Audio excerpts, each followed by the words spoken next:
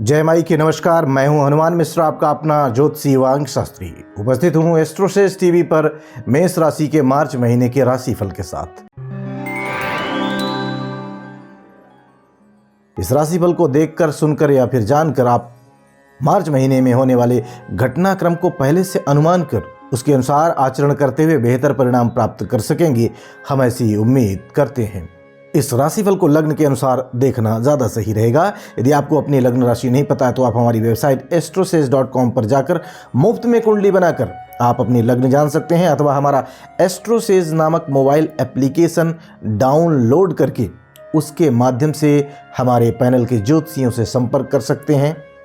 AstroSage application पर ज्योतिषी के साथ पहली चैट बिल्कुल फ्री होती है।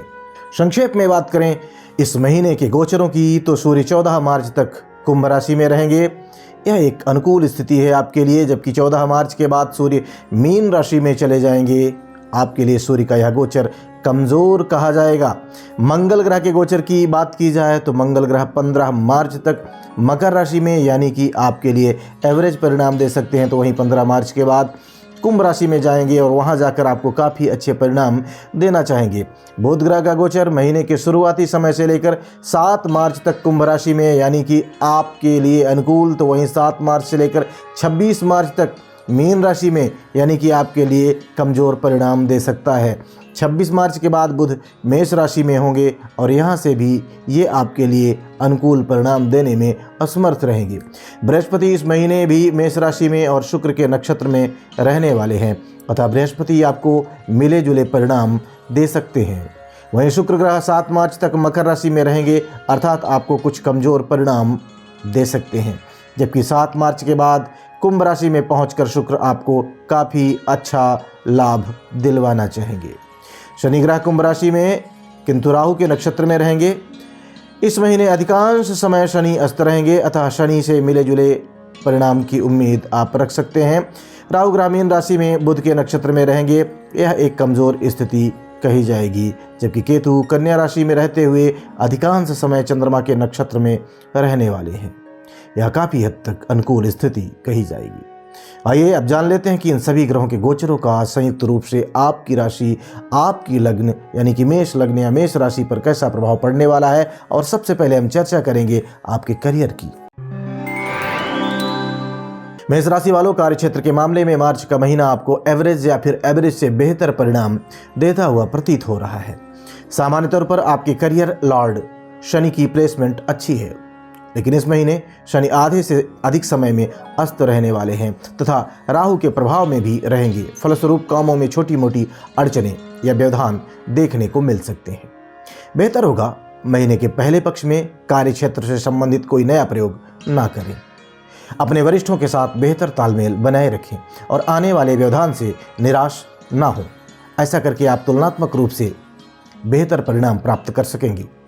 आइए अब जान लिया जाए कि मेष लग्न या मेष राशि वाले लोगों के आर्थिक मामलों के लिए मार्च का महीना कैसा रहने वाला है। मेष राशि वालों, आर्थिक मामले में भी आपको लाभ भाव के स्वामी शनि औसत लेवल के परिणाम देते हुए प्रतीत हो रहे हैं। तो वहीं धन भाव के स्वामी शुक्र 7 मार्च तक कमजोर स्थिति में है। इसके बाद शुक्र की स्थिति अच्छी होने के कारण आप आर्थिक मामलों में बेहतर परिणाम प्राप्त कर सकेंगे, अर्थात इस महीने लाभ का प्रतिशत मिला जुला या एवरेज लेवल का रह सकता है। लेकिन अनुकूल बात यह रहेगी कि 7 मार्च के बाद आप अपनी कमाई का एक बड़ा हिस्सा बचाने में सफल रहेंगे, लेकिन 7 मार्च के पहले बचत तुलनात्मक रूप से कम रह सकती है। आइए अब जान लिया जाए कि मेष लग्न या मेष राशि वाले लोगों के स्वास्थ्य के लिए मार्च का महीना कैसा रहने वाला है।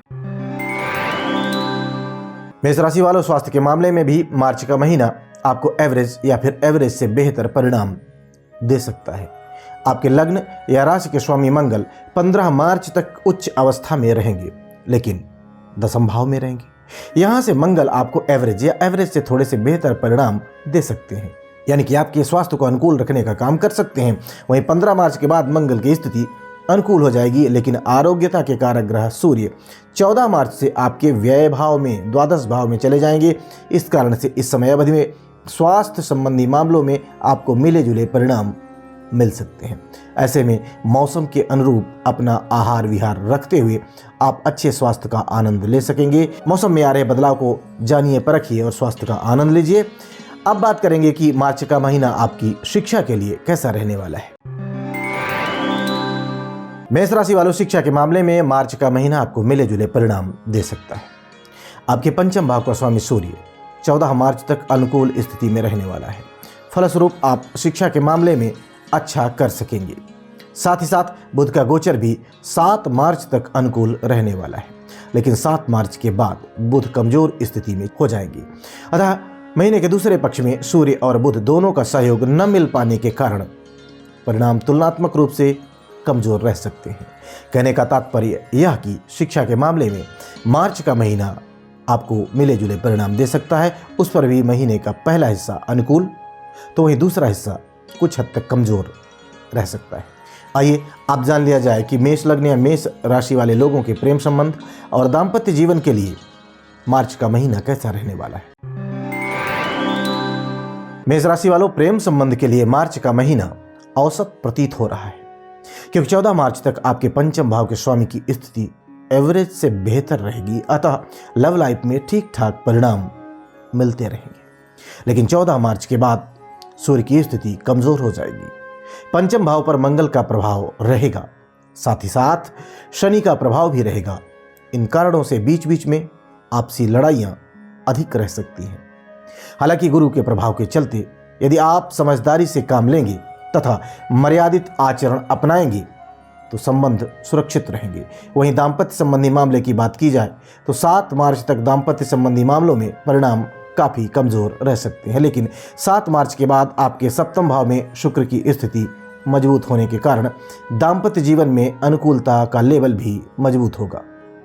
आइए अब जान लिया जाए कि मेष लग्न या मेष राशि वाले लोगों के गृहस्थ एवं पारिवारिक मामलों के लिए मार्च का महीना कैसा रहने वाला है। मेष राशि वालों, सबसे पहले हम बात करेंगे आपके पारिवारिक मामलों की।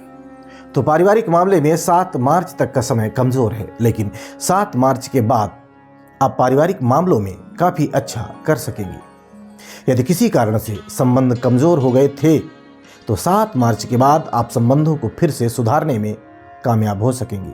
वहीं गृहस्थ संबंधी मामलों में 15 मार्च तक मंगल की दृष्टि के कारण परिणाम तुलनात्मक रूप से कमजोर रह सकते हैं। घर गृहस्थी की चीजें खराब हो सकती हैं, विशेषकर आग या बिजली से चलने वाले उपकरण परेशानी देने का काम कर सकते हैं, लेकिन इसके बाद स्थितियां तुलनात्मक रूप से बेहतर होती हुई प्रतीत हो रही हैं। आइए आप जान लेते हैं कि यदि मार्च के महीने में मेष राशि वाले लोगों को कोई समस्या आए तो कौन से उपाय उनके लिए फायदेमंद रहने वाले हैं। उपाय की बात करें तो उपाय के रूप में हनुमान जी के मंदिर में लाल मिठाई चढ़ाना है और उस प्रसाद को मित्रों में जरूर बांटना है। सूर्योदय से पूर्व उठकर स्नान आदि से निवृत्त होकर सूर्य भगवान को कुमकुम मिला हुआ जल चढ़ाना है। नियमित रूप से माथे पर केसर का तिलक यानी कि टीका लगाना है। ये उपाय आपके लिए फायदेमंद रहेंगे। तो हम उम्मीद करते हैं कि मार्च महीने के इस राशिफल को जानने के बाद आप अपने इस महीने को और बेहतर ढंग से प्लान करेंगे और उस प्लानिंग के अनुसार सही ढंग से आचार व्यवहार करते हुए आप बेहतर परिणाम प्राप्त करने में सफल रहेंगे। भगवती आप सब पर कृपा बनाए रखें। जय माई की। For regular updates, follow us on our Instagram page.